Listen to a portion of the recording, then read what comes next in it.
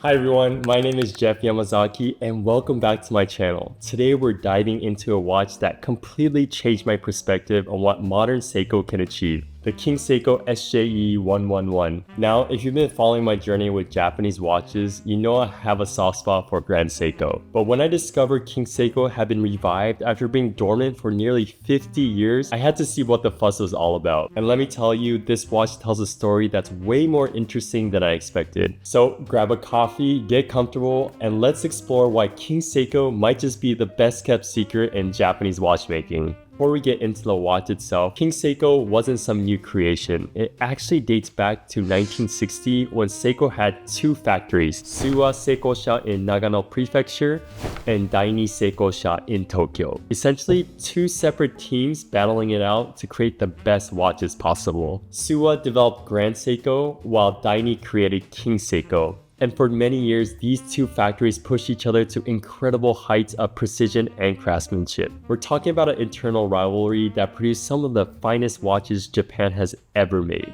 Then in 1975, King Seiko just disappeared. The quartz crisis hit, priorities shifted, and the King Seiko was quietly discontinued while Grand Seiko survived. Fast forward 47 years to 2022 and Seiko decides to bring King Seiko back as its own distinct collection. Now let's talk about this specific watch and why Seiko chose this design to help lead King Seiko's revival. The SJE111 is part of what they call the KS1969 series, and it's a faithful recreation of the legendary 45 KCM from 1969. And when I say faithful, I mean they really did their homework. What's amazing is that when you look at the SJE111 next to photos of the original, you can see they captured that same distinct barrel-shaped silhouette. They maintain those characteristically curved lugs that flow seamlessly into the case. But here's what I love most about this choice. Instead of trying to modernize or reimagine the design, Seiko basically said, you know what? This original one was perfect. Let's just make it again with modern manufacturing. And honestly, I think they made the right choice. Let's get into the details, starting with the exterior.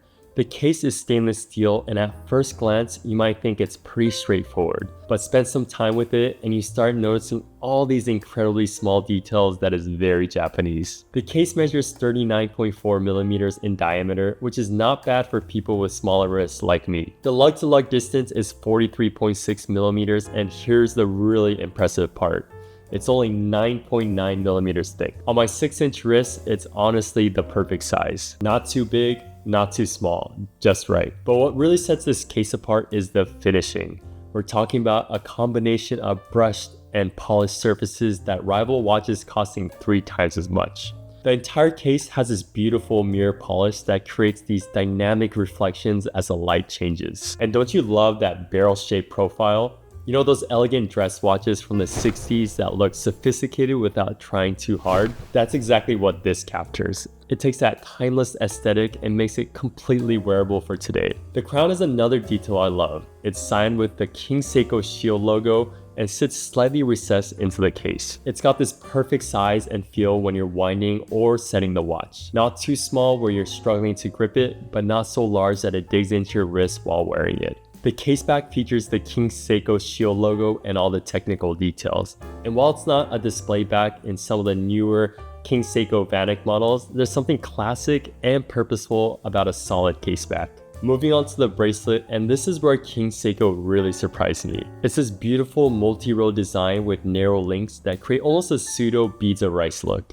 The combination of mirror polished and brush finishing creates this subtle sparkle when it catches the light, without being too flashy or over the top. Another extremely small detail I love is that the underside of the bracelet is actually 100% brushed. The links themselves are impressively narrow, which not only looks elegant but makes the bracelet incredibly flexible and comfortable. It articulates beautifully around your wrists, and combined with what Seiko calls a low center of gravity design, the whole watch just sits perfectly on the wrist. The bracelet width is 19 millimeters at the lugs, maintaining those classic proportions.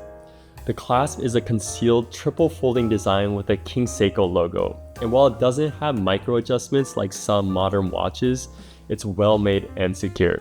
It clicks shut with a satisfying snap, and I'm never worried about it coming undone. One thing to note though, there's no quick adjustment system, so you'll need to get the sizing right from the get-go. but honestly, once it's sized properly, you won't think about it again. Now let's talk about what's ticking inside, because this is where King Seiko makes a really smart decision depending on who you ask. The SJE111 uses the 6L35 automatic movement, and at just 3.7 millimeters thick, it's impressively thin. The movement features 26 joules and beats at 28,800 vibrations per hour. That's 8 beats per second, giving you that smooth, sweeping second hand that's just a touch more refined than lower beat movements, but not as smooth as spring drive. But here's what really matters. You get a 45-hour power reserve, which, while not as long as Grand Seiko's, it's enough for real-world use. Take it out for the weekend and it'll still be ticking on Monday. Now let's talk about accuracy. King Seiko rates the 6L35 at plus 15 to minus 10 seconds per day. I know what you're thinking, that seems pretty wide for a watch at this price point, but in the real-world use, these movements tend to perform much better than the specs suggest. It's not the most decorated or exotic movement out there, but it's reliable, accurate, and serviceable pretty much anywhere in the world, and sometimes that's exactly what you want. Alright, let's talk about the star of the show, this absolutely stunning Edo purple dial. Now, Seiko doesn't call this purple. They specifically call it Edo purple, aka Edo Murasaki in Japanese. And there's actually a beautiful story behind that. During Japan's Edo period, this purple hue was originally reserved for nobility. It was created using traditional dyes and was incredibly expensive to produce. But as the Edo period progressed, this color became more accessible and fashionable among the ordinary class in Tokyo. It represents this fascinating transition from exclusive luxury to accessible beauty, which honestly feels perfect for what King Seiko represents today.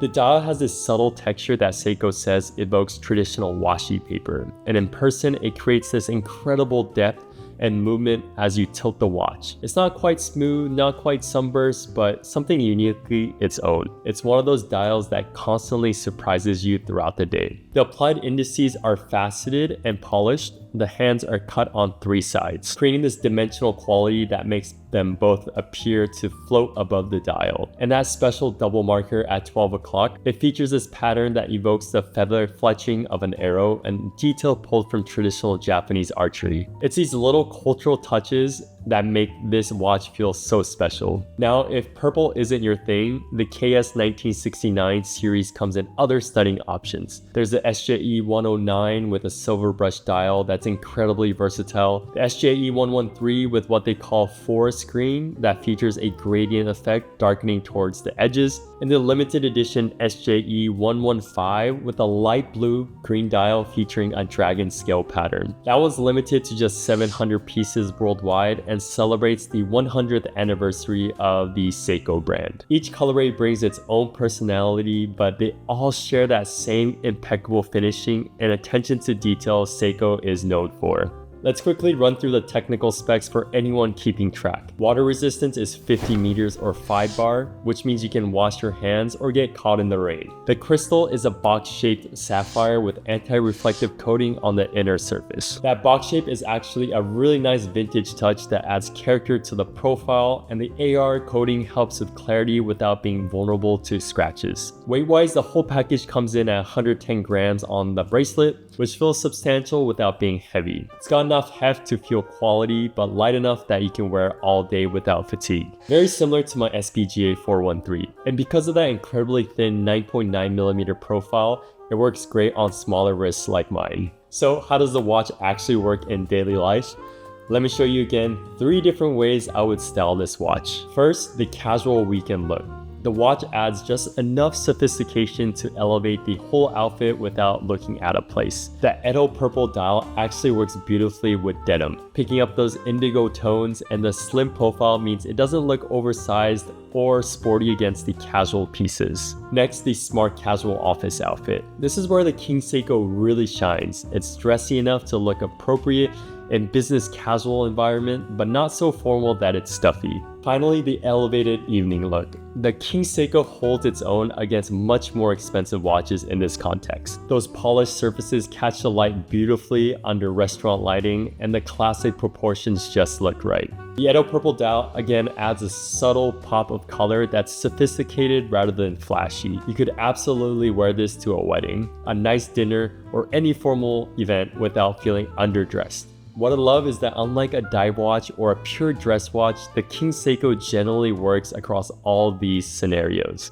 Before we wrap up, let's quickly talk about what else King Seiko offers, because the brand has been really busy since being properly revived in 2022. Beyond the KS1969 series we're looking at today, there's the recently announced VANAC collection, the SLA-083, the SLA-085, and the SLA-087, which are these bold, angular pieces inspired by 1970s King Seiko VANAC models. Then you got the KSK models like the SPB457 and SPB387, which are more affordable options using the caliber 6R movement. These maintain the King Seiko design language, but at a more accessible price point at around $1,900. What's interesting is watching Seiko figure out exactly what King Seiko should be in the modern era. They're experimenting with different styles, from vintage reissues to bold 70s designs, different movements, and various price points from under $2,000 to over $3,000. The KS1969 series feels like a sweet spot to me. Premium enough to feel special, accessible enough to actually attain, and with a design that's both historically significant and totally wearable today. Alright, let's wrap this up with some real talk about the pros and cons of the King Seiko SJE111. On the positive side, the finishing is absolutely fantastic for the price. You're getting near Grand Seiko level case and bracelet work for literally half the price. That 9.9mm thickness is incredible for an automatic watch, and makes it one of the most wearable watches in my collection. The movement, while not crazy, is reliable, accurate in real-world use, and that 45-hour power reserve is enough for me. And that Edo purple dial with the washy texture, absolutely gorgeous. The heritage and story behind the watch adds genuine character, and at $3,100 retail, you're getting exceptional value in the luxury watch space. Now for the cons. The lack of a display case back might be disappointing, though personally, I appreciate the classic solid caseback look of vintage watches. The clasp, while well made, lacks modern conveniences like micro adjustment, which you'll start seeing from other brands. Here's my bottom line. If you want a taste of high-end Japanese watchmaking without the Grand Seiko price, the King Seiko SJE111 delivers. It offers remarkable value, genuine heritage,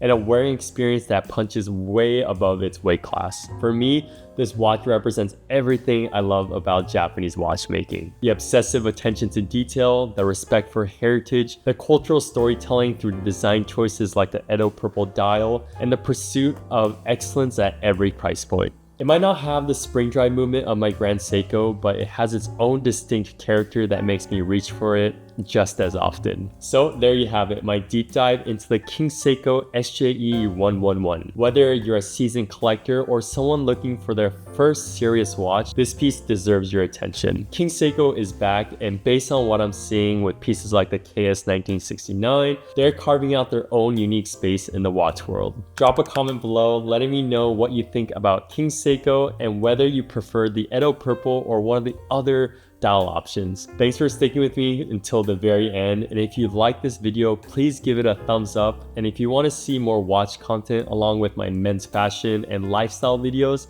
consider subscribing. As always, thank you so much for watching, and see you in the next one.